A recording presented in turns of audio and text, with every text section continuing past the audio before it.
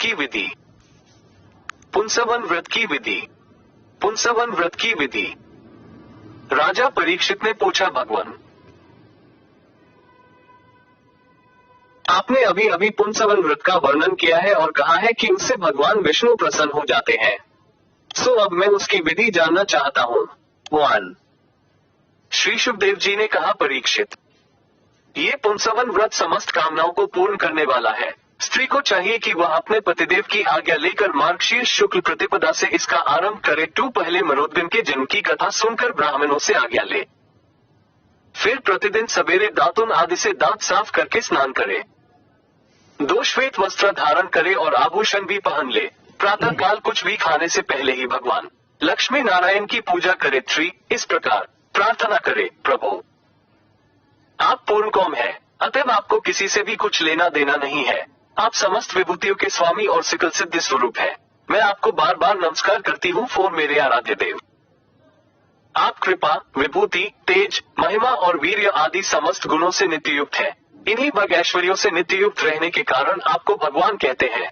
आप सर्वशक्तिमान है। 5. माता लक्ष्मी जी, आप भगवान की अर्धांगिनी और महामाया स्वरूपिणी है। भगवान के सारे गुण आप में निवास करते हैं। महाभाग्यवती जगन्माता, आप मुझ पर प्रसन्न हो। मैं आपको नमस्कार करती हूँ। 6.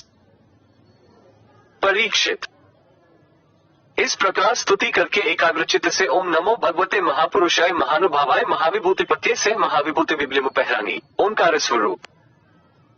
महानुभाव, समस्त महाविभूतियों के स्वामी भगवान पुरुषोत्तम को और उनकी महाविभूतियों को मैं नमस्कार करती हूँ और उन्हें पूजोपहार की सामग्री समर्पण करती हूँ। इस मंत्र के द्वारा प्रतिदिन स्थिर चित्त से का आवाहन। न अर्घ्य, पाद्य, आचमन, स्नान, वस्त्र, यज्ञोपवीत, आभूषण, गंध, पुष्प, धूप, दीप और नैवेद्य आदि निवेदन करके पूजन करे। 7. जो नैवेद्य बच रहे उससे ओम नमो भगवते महापुरुषाय महाविभूतिपते स्वाहा। महान ऐश्वर्यों के अधिपति भगवान पुरुषोत्तम को नमस्कार है। मैं उन्हीं के लिए इस हविष्य का हवन कर रही हूँ। ये मंत्र बोलकर अग्नि में 12 आहुतियां दे। 8. परीक्षित, जो सब प्रकार की संपत्तियों को प्राप्त करना चाहता हो उसे चाहिए कि प्रतिदिन भक्तिभाव से भगवान लक्ष्मी नारायण की पूजा करे, क्योंकि वे ही दोनों समस्त अभिलाषाओं के पूर्ण करने वाले एवं श्रेष्ठ वरदानी हैं। 9. इसके बाद भक्तिभाव से भरकर बड़ी नम्रता से कोसा अष्टांग दंडवत करे। 10 बार पूर्वोक्त मंत्र का जप करे और फिर इस स्तोत्र का पाठ करे। 10. हे लक्ष्मी नारायण, आप दोनों सर्वव्यापक और संपूर्ण चराचर जगत के अंतिम कारण हैं। आपका और कोई कारण नहीं है। भगवान माता लक्ष्मी जी आपकी माया शक्ति है। ये ही स्वयं अव्यक्त प्रकृति भी है। इनका पार पाना अत्यंत कठिन है। 11. प्रभु, आप ही इन महामाया के अधीश्वर हैं और आप ही स्वयं परम पुरुष हैं। आप समस्त यज्ञ है और ये है यज्ञ क्रिया। आप फल के भोक्ता है और ये है उसको उत्पन्न करने वाली क्रिया। 12. माता लक्ष्मी जी तीनों गुणों की अभिव्यक्ति है और आप उन्हें व्यक्त करने वाले और उनके भोक्ता है। आप समस्त प्राणियों के आत्मा है और लक्ष्मी जी शरीर, इंद्रिय और अंतःकरण है। माता लक्ष्मी जी नाम एवं रूप है और आप नाम रूप दोनों के प्रकाशक तथा आधार है। 13. प्रभु, आपकी कीर्ति पवित्र है।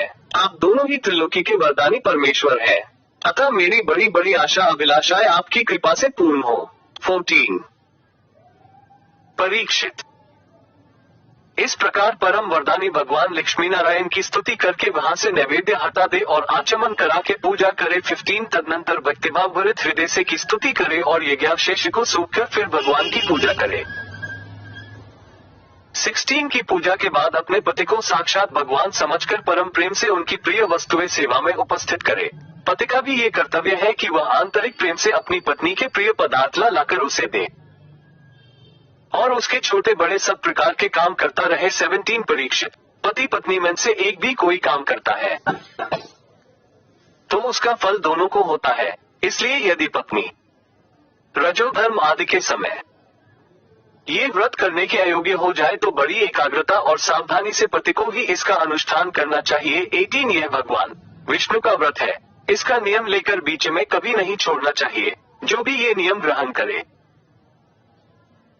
वह प्रतिदिन माला, चंदन, नैवेद्य और आभूषण आदि से भक्तिपूर्वक ब्राह्मण और सुहागिनी स्त्रियों का पूजन करे तथा भगवान विष्णु की भी पूजा करे। 19 इसके बाद को उनके धाम में पधरा दे, विसर्जन कर दे। तदनंतर आत्मशुद्धि और समस्त अभिलाषाओं की पूर्ति के लिए पहले से ही उन्हें निवेदित किया हुआ प्रसाद ग्रहण करे। 27वीं स्त्री इस विधि से 12 महीनों तक पूरे साल भर इस व्रत का आचरण करके मां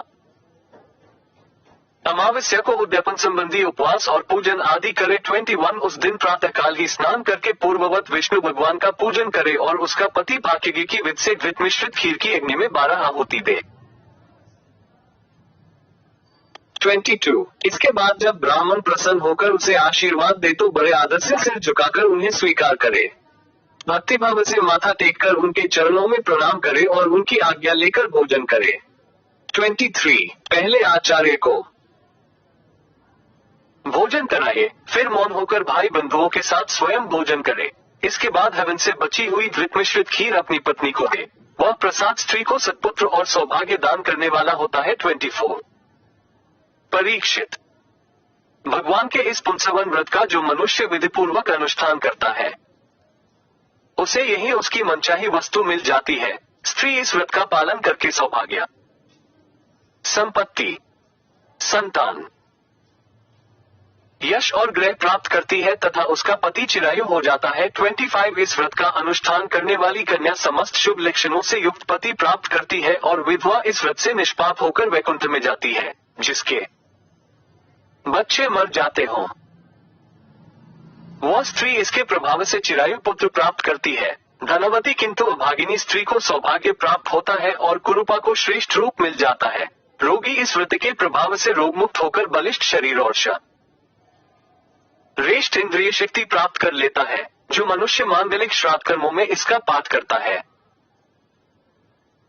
उसके पितर और देवता अनंत तृप्ति लाभ करते हैं। 26-27 वे संतुष्ट होकर हवन के समाप्त होने पर व्रती की समस्त इच्छाएं पूर्ण कर देते हैं।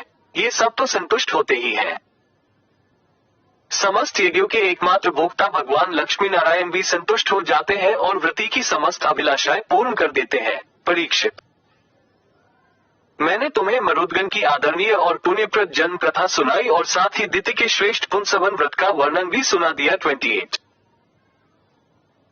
इति षष्ठ स्कंद समाप्त।